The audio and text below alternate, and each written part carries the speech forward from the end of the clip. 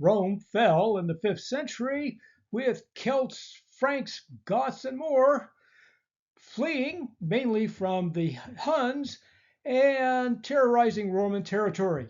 Celts made it to England, while Goths, Vandals, and miscellaneous gangs settled in various parts of continental Europe. As trade collapsed and farm economies returned to harsher times. Once the battles and chaos subsided, peasants returned to farm the land, local trade returned, and new local leaders became local lords.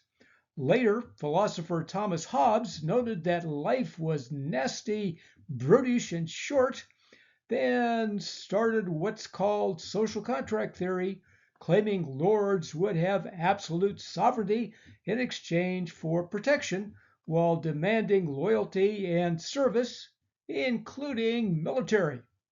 Thus began the hierarchy of land ownership from the king and nobles and a complex network between lords, vassals, including knights, and peasants or serfs at the bottom.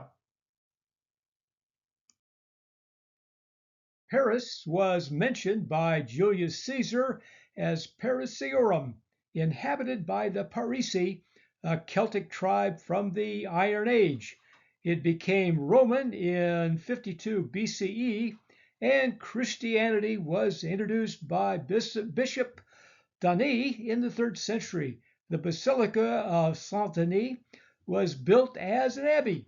Clovis the Frank made Paris the capital in 508. The Vikings sailed up the Seine and attacked and sacked Paris in 845. Fighting was a major medieval occupation. Hugh Capet, Count of Paris, was elected King of West Francia in 987, a small part of Charlemagne's earlier empire. Capetian kings would rule for the next 350 years. As king, his Ile de la Cité in the middle of the Seine became the power center of the Ile-de-France. The building of cathedrals was improving, and Abbot Suger of Saint Denis incorporated all the advances and more to rebuild Saint Denis as a major Gothic structure with pointed arches, rib vaulting, stained glass windows, and flying buttresses. Notre Dame soon followed. Hugh Capet and his descendants did not have it easy, facing numerous wars from vassals, English, and other invaders. Early Capetian kings had to defend the kingdom from feudal lords who had military power and controlled significant territory. There were disputed territories, including between France and Flanders. Then Edward III of England started the Hundred Years' War in 1159. By the end, the French reclaimed almost all of France. Thanks, Joan of Arc. Pope Urban II proclaimed the First Crusade in 1095 with enthusiastic support from aristocrats and knights across Europe. Crusades continued with the seventh ending in 1254. The First Crusade was led by many French nobles and knights, and they played key roles in founding Crusader states in the Holy Land. The Second Crusade was led by French King Louis VII.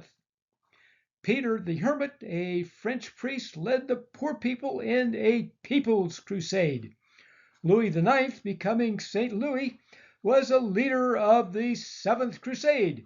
The Crusaders were exposed to new foods, including sugar, and brought back their new food and sugar enthusiasm. It's back to Italy after Roman rule as city-states created their own brutal stories of power and wealth. Most notable were Venice, Florence, and Genoa. They had banking, merchant trade across the Mediterranean, and the fighting ability to defend themselves and grab land, power, and wealth.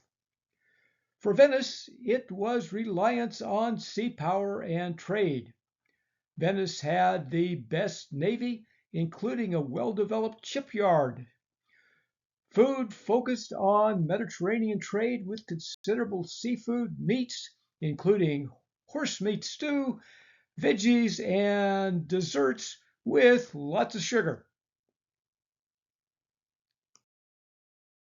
The Venetian navy fought Muslim states and rival city-states. Ships included galleries which could fight and also move trade goods, plus merchant ships and fighting ships which they constantly improved. Venice had internal rivalries like the War of Fists and War of Sticks. There was plenty of external fighting with Venetian-Genoese wars and Ottoman-Venetian wars, plus fights with European kingdoms, including Austria. Venice, Florence, Genoa, and Pisa were vicious at war, trade, and banking, generating massive profits that helped create the Renaissance. Next time on Food, History, and Mystery.